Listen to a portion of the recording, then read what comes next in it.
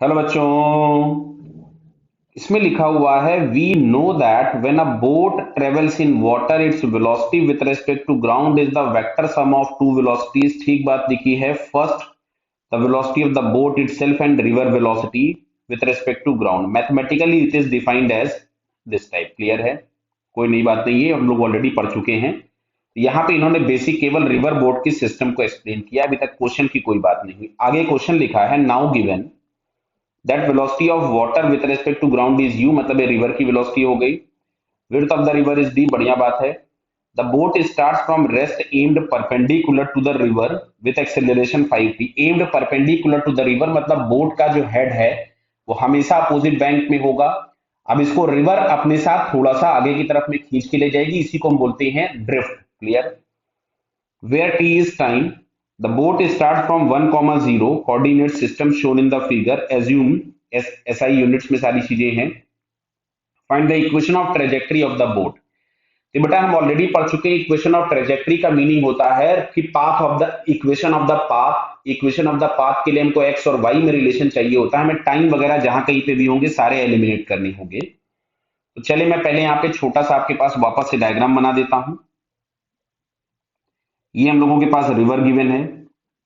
वहां बहुत छोटा डायग्राम था इसलिए नहीं समझ में आता, इसलिए मैंने यहां अलग से बनाया। ये दिया गया है वाई एक्सिस और ये वाला है एक्स एक्सिस और ये है ओरिजिन। और बोट स्टार्ट की थी यहां से 1, 0 से।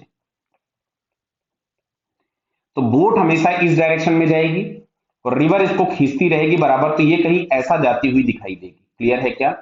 मतलब इस डायरेक्शन में अगर रिवर फ्लो कर रही थी जिसकी वेलोसिटी हम लोगों को यू दी गई थी, बराबर है, तो हर मोमेंट पर बोट इधर जाना चाहेगी, रिवर इसको इधर खींचेगी, तो इसका रिजल्टेंट आपको इस डायरेक्शन में कहीं ये बोट जाती हुई दिखाई देगी। क्लियर है? तो चलिए किसी भी टाइम पे अगर हम एक्स पोजीशन फाइंड करें, एक्स, तो जो x इज इक्वल्स टू होगा वो 1 प्लस एक्स्ट्रा डिस्टेंस कवर। तो ये एक्स्ट्रा मान लो यहां से किसी भी टाइम पे ये वाला, किसी भी टाइम पे ये इसने x और कवर कर लिया ये वाला पार्ट।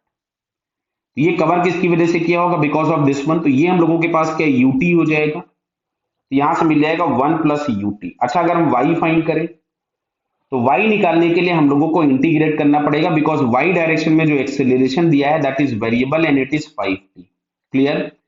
तो y डायरेक्शन के अगर हमको कैलकुलेशन करनी थी तो मैं इसको अलग कर रहा हूं। ये मैंने x के लॉन्ग कैलकुलेशन कर लिया।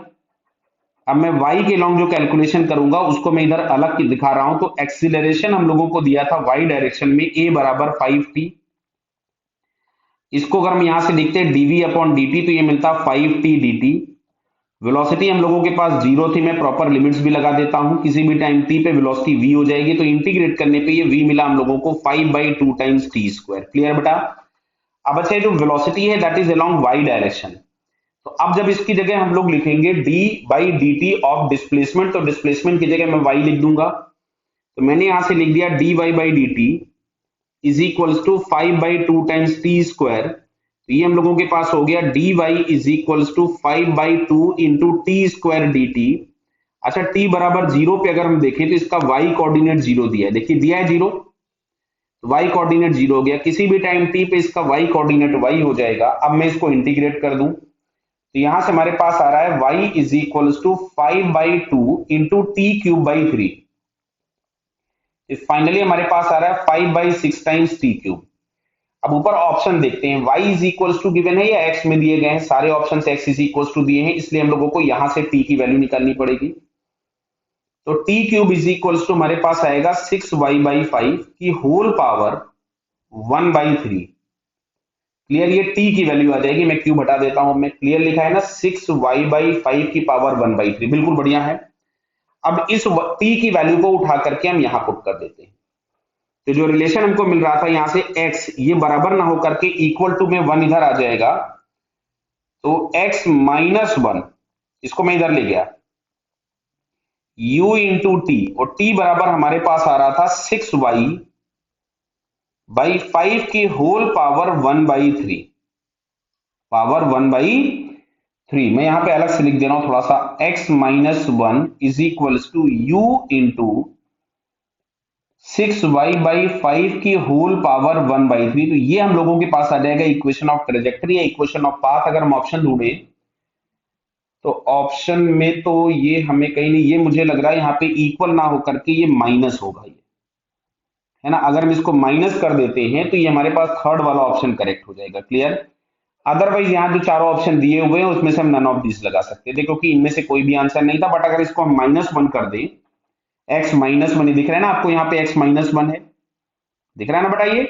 ये देखिए मैं यहाँ पे ट्रेजेक्ट्री में x-1 कर रहा हूं, तो ये जो हम लोगों ने x-1 यहाँ पे कर रखा है, तो इसको अगर मैं -1 कर देता तो थर्ड ऑप्शन हमारे पास करेक्ट हो जाता। Clear. So third answer is correct after correcting, otherwise fourth option हम लगा सकते थे। क्लियर बेटा। All the best.